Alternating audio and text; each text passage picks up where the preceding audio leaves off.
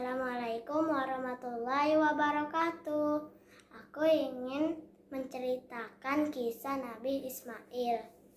Nabi Ismail adalah anak dari Nabi Ibrahim dan Siti Hajar, yaitu istri kedua Nabi Ibrahim. Istri pertama adalah yang bernama Sarah. Setelah kelahiran Ismail, datanglah wahyu dari Allah SWT kepada Nabi Ibrahim untuk membawa Hajar dan Ismail yang masih bayi ke Mekah. Allah memerintahkan berhenti di suatu tempat tanah kosong dan sunyi. Nabi Ibrahim meninggalkan keduanya di sana. Berhari-hari Hajar tinggal di kota Mekah. Lama-kelamaan persediaan air pun habis. Dan Nabi Ismail menangis karena kehausan. Hajar berlari kecil bolak-balik ke Bukit Safa ke Marwah untuk mencari air. Setelah 7 kali, Allah SWT memberi pertolongan. Tiba-tiba kaki Ismail menendang-nendang tanah, lalu mengeluarkan air yang jernih dan bening.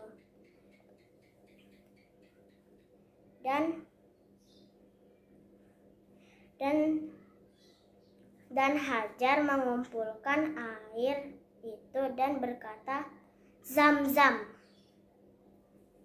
yang artinya berkumpul.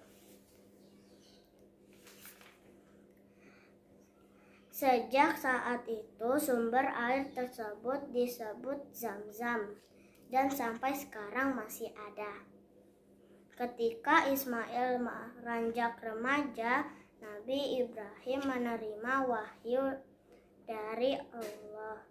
Melalui mimpi, Allah memerintahkan Nabi Ibrahim untuk menyembelih anaknya Nabi Ismail.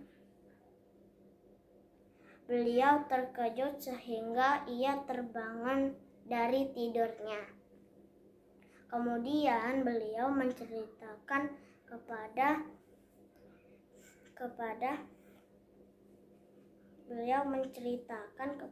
putranya, "Hai anakku, sesungguhnya aku melihat dalam mimpi bahwa aku menyembelihmu. Apa pendapatmu?" Ismail pun menjawab, "Wahai ayahku, kerjakanlah apa yang diperintahkan kepadamu. Insya Allah engkau akan mendapatiku termasuk orang-orang yang sabar." Nabi Ibrahim sangat terharu mendengar jawaban tersebut.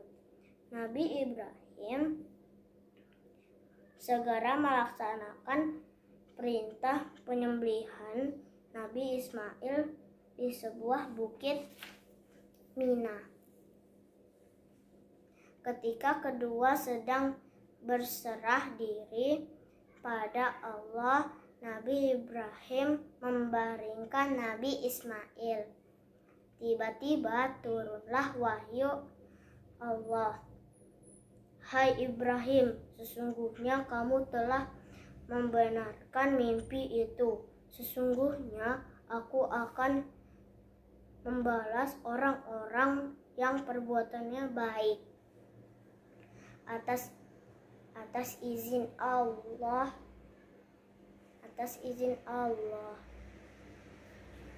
Ketika hendak disembelih, Nabi Ismail diganti dengan seekor domba yang gemuk.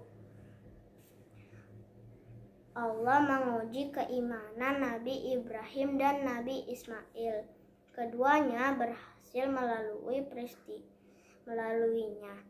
Peristiwa itu merupakan awal diperintahkannya berkurban bagi orang Islam setiap hari Idul Adha.